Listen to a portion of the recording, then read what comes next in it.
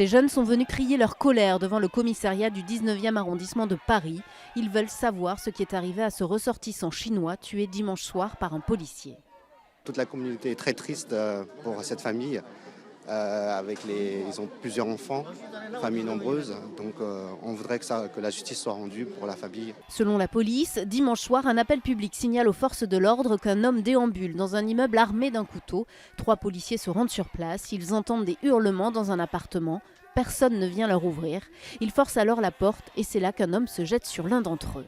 Immédiatement, l'individu armé d'un couteau s'en prend au premier collègue. Notre premier collègue dit « il est en train de me planter, il est en train de me planter ».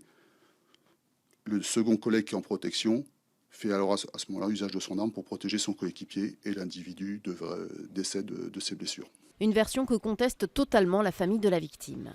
Son père est en train de cuisiner pour le repas le soir. Et du coup, il y a quelqu'un qui tape la porte et il est parti voir.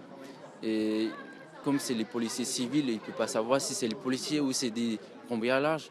Comment les fonctionnaires de la BAC, appelés pour des nuisances sonores, rentrent violemment dans le domicile d'un individu, tirent à bout portant sur cet individu avec un fusil à pompe sans sommation. La victime était déjà connue des services psychiatriques de la préfecture de police pour des faits mineurs.